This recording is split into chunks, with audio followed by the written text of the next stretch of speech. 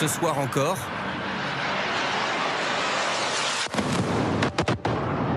la riposte iranienne continue Tous au ceux Moyen. qui auraient l'audace de vouloir s'en prendre à la France savent le prix insoutenable qu'il y aurait pour eux. Macron il est énervé. Macron il est énervé. Sommes-nous entrés en guerre avec l'Iran?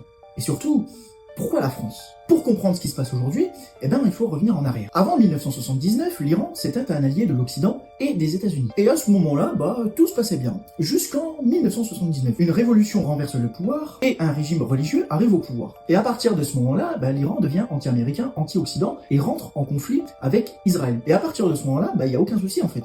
Je te parle pas, tu me parles pas, chacun fait sa vie, et ça se passait très bien. Jusqu'à environ dans les années 2000, où c'est que les Occidentaux, ils ont fait une découverte concernant l'Iran. Ils commençaient à enrichir l'uranium qu'ils avaient à des taux très élevés. Des taux qui sont très proches, finalement, de fabriquer une bombe nucléaire. Et ça inquiète tout le monde. Parce que si l'Iran obtient la bombe nucléaire, ça veut dire que tous les pays voisins, eux aussi, voudront la bombe nucléaire. Et surtout, fabriquer une bombe nucléaire, tu n'as pas le droit, un pays n'a pas le droit de le faire. Donc en 2015, les grandes puissances mondiales décident d'aller en Iran pour passer un accord avec eux. Et l'idée, elle est simple. Vous allez arrêter de convertir votre uranium à des taux qui sont très élevés, et en échange, des sanctions économiques sont levées. Donc de 2015 à 2018, tout se passait très bien. Les États-Unis relisent un petit peu le contrat et ils font...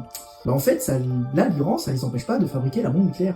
Ça les retarde juste. Et donc les États-Unis rompent le contrat, ce qui fait que du coup les sanctions économiques reviennent. Et pendant la période de 2018 à 2025, l'Iran continue à monter en puissance militaire. Fabrication de missiles balistiques, fabrication de drones et d'alliances militaires dans la région. Et donc pour tous les pays, en fait l'Iran commence à devenir une vraie menace stratégique. Et début 2026, une énorme crise éclate en Iran. Des millions de manifestants manifestent contre le régime. À partir de ce moment-là, les États-Unis et Israël considèrent que le pays devient vraiment très dangereux. Et c'est là qu'ils lancent ce qu'on appelle une frappe préventive. Et en envoyant cette frappe, ils ont tué quelqu'un qui était très important au sein de leur pouvoir. Et à partir de ce moment-là, l'Iran répond. Et donc des attaques sont lancées dans plusieurs pays du Golfe. Le Koweït, les Émirats Arabes Unis, le Qatar. Et la France, dans tout ça, elle s'est retrouvée un petit peu au milieu du truc. Parce que finalement, dans tout le Golfe, là où l'Iran a frappé, forcément, il y a des bases militaires qui sont françaises, et il y a beaucoup de soldats français. Et donc la consigne de Macron est la suivante, c'est que si l'Iran décide de s'en prendre à toutes ces choses-là qu'on a citées auparavant, elle va devoir défendre. Elle ne va pas attaquer, mais elle va simplement défendre. Donc aujourd'hui, la France est en position défensive.